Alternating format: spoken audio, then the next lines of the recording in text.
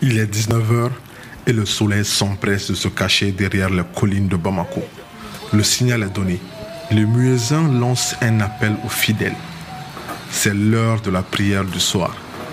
Tapis et chapelet en main, les vieux prennent le chemin de la mosquée, tandis que de mon côté, j'arpente les petites ruelles de la ville. Direction le grain. Ces groupes de discussion où l'on se réunit autour du thé qui pullule dans toutes les ruelles de Bamako. La nuit noire est tombée. Depuis notre grain, on voit au loin les phares des motos Jakarta qui éclairent le petit kiosque de David. De toutes petites lumières rouges scintillent et se passent de main en main. Chaque lèvre dépose sa part de salive sur la mèche de cigarette. Les fumeurs sont solidaires. De temps en temps, la cigarette disparaît et réapparaît comme par magie. Ce tour de cache-cache est rythmé au pas des personnes âgées qui empruntent notre ruelle. Les mégots de cigarettes finissent ensuite par terre, mourant près du feu qui leur a donné vie.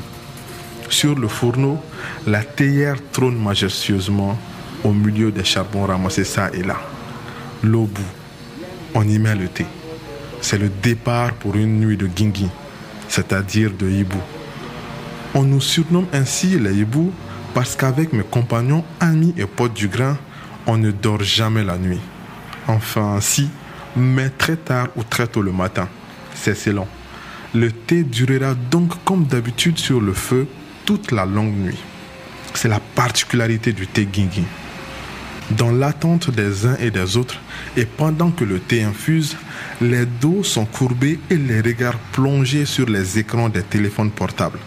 Parfois, les yeux décrochent des écrans pour accompagner du regard les silhouettes des jolies filles du quartier qui apparaissent, puis disparaissent. Le thé est prêt. Il est temps. Une longue discussion s'entame sous les étoiles. L'obscurité crée de l'intimité. On parle de tout et de rien. On refait le monde. Puis, à un moment, on entend la voix du muezzin qui dissipe les bribes d'ombre restantes. La nuit s'achève comme elle a commencé. Il est maintenant temps